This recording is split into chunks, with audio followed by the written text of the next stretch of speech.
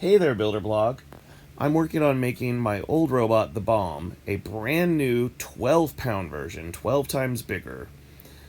And I managed to find some old footage of a spin-up test, so I thought I'd show you what I'm trying to build but supersized. So let's take a look at that test.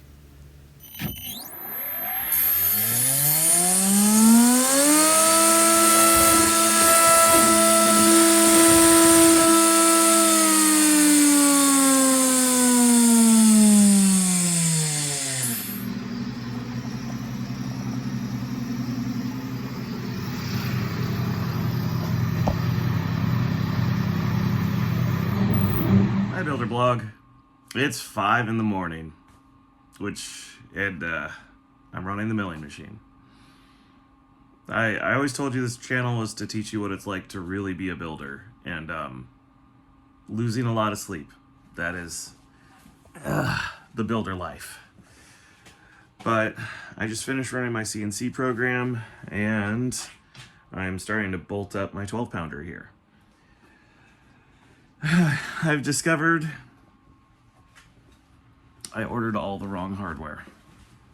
I thought the main bolts in the body, I'd be smart and I'd pick like quarter 20. Because I was like, yeah, that looks about like a quarter 20 screw. Oh no. Oh no. Young 20-year-old Zach thought he knew best. He picked 1032. 1032 for the screw size. And I shouldn't be too upset because that actually happens to be what the taps on the Magnum motors are. But I have the wrong screws and the hardware store is not open. So my goal of showing you the drive test this week isn't going to work. Oh, this really is the builder life. Man makes plans and God laughs. And yeah, so I need to take a trip to the hardware store, buy some more screws so I can do my drive test. Let's go inside and see how the 3D printer's doing.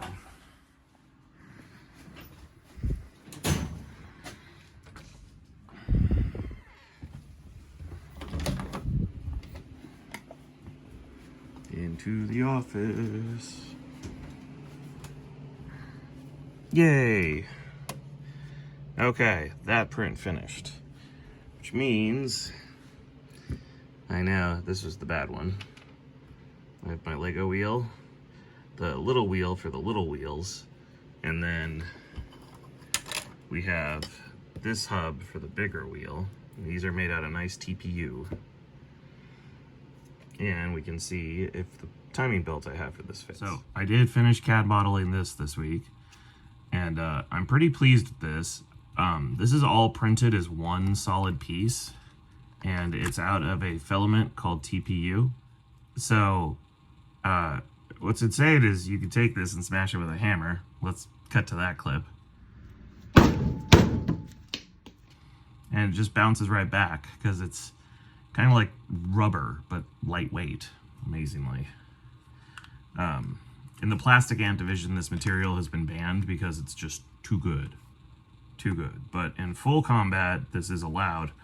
I was also surprised that what really made me appreciate it as a building material was Mad Catter actually used this to try to stop our saw from going all the way through him.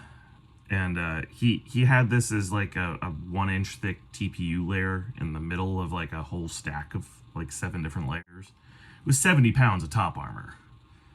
But this guy was doing some work in it. And we have the smaller version too. And I want to say, I custom drew the pulleys. And it's supposed to be a Type L belt from McMaster. And here's the real moment of truth. Does it fit? I love when shit works the first time. And with how little time I have left, I really need stuff to work the first time. And the other one? Woo! Oh, look at that. Look at that. You're like, Zach, you promised us this would be on the robot this week, not you holding it in your hands. I'm sorry. There's going to be a lot of late nights this week. And Rob is working on the weapon too. I'm pulling late nights to get this drive running, and Rob is pulling late nights to get the weapon working. So, I'm really excited. My 3D TPU drive system is running. Now, I wanted to say how I did this. I first found the pulley I wanted on McMaster, and then I downloaded the file, the CAD file, and I literally just took the measurements right off the CAD file and then drew it into my thing. And I know a lot of people who are much better at CAD than I am are going to be like, but Zach, you could have just imported that and combined it into your existing model, and then you wouldn't have had to redraw any. I'm not that good. And if you're working with something like Tinkercad that doesn't have all those fancy options, or the options to like generate pulleys, I know some of the fancy SolidWorks and Autodesk Inventor programs do that.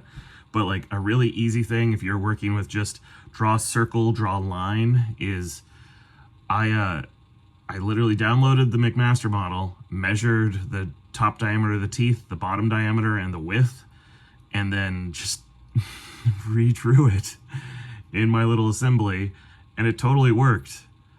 And maybe it's just because I'm an old builder. I remember when I was a kid doing Battlebots the very first time, and I was making a 60-pound robot. This was a day of work. I had to get a giant sprocket, and I first had to use a hole saw to cut a hole in the middle so I could get my shaft through. And then I had to drill a bolt hole pattern all the way around.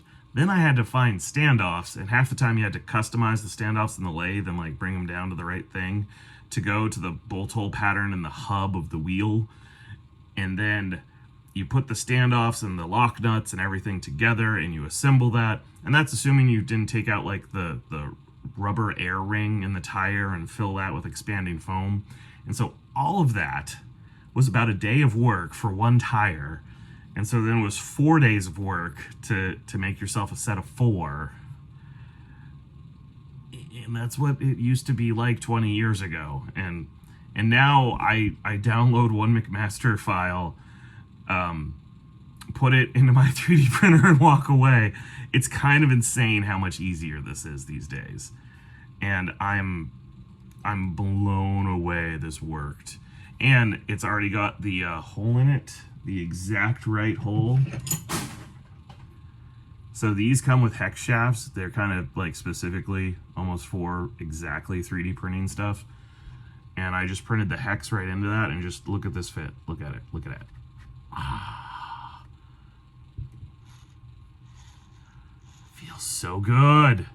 I can't believe I have a brushless drive motor gear down with perfect shaft to a timing pulley that has no bolts to come loose, that is direct mounted to a super awesome tire, and it's already ready to key. I would be remiss if I didn't mention this. The Witch Doctor team sent us a pack of their playing cards celebrating their 50th battle, which is airing this week. That's right, episode 4 of Battlebot's Face-Off. I know, you guys wanted this back in January, and now it's September. But our frustration with Battlebots aside, I do not want to spoil. The Witch Doctor team is having their 50th fight, and they're fighting Taco Tuesday, Magnitude, and Doom. So Doom's really excited. This is basically his premiere on Battlebots. He was there for season 7, but didn't quite get his robot running, and I'm really glad they gave him another chance. Taco Tuesday is a fun, innovative build. It doesn't have traditional wheels. It's got one big silly wheel in the middle and another caster wheel in the back to steer. And yeah, check out how that robot drives. That doesn't just look like a taco. It's got a crazy drive system. And last but not least is Magnitude, which, if you watch the Robogame fights, he's kind of on level with Manta and Minotaur. He's a hard hitter. So it's going to be an exciting episode. And of course, Witch Doctor. What do I need to say about Witch Doctor? Everyone's excited for Witch Doctor. They're having their 50th battle. And I'm going to cut over to Diana because we are giving away this deck of cards to a subscriber. So let's go see how we're doing it. Greetings. blog subscribers. In honor of the new Battlebots Face-offs episode, our two voids are promoting the Witch Doctor 50th Battles deck of cards. So please comment below your favorite Witch Doctor battle, and one of these two voids will pick your comment to give away this deck of cards. Like and subscribe. Okay, I also got something else very important. The on-off safety switch, which you are required to have at any professional event. And fortunately, it just mounts right on in there. Look at that, it's got a little housing and the two screws that hold it in. And then up there, you'll be able to get to the thingy. Now that I've got all my wheels printed, I get to start printing the internal TPU holders for everything. Okay, the one screw that is right, we got the weapon teeth in.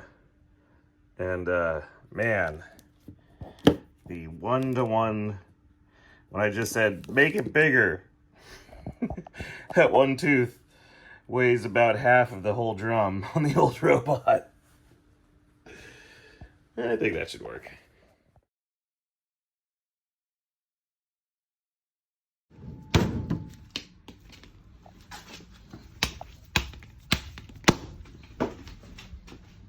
Where'd you go? Ran away. Wait.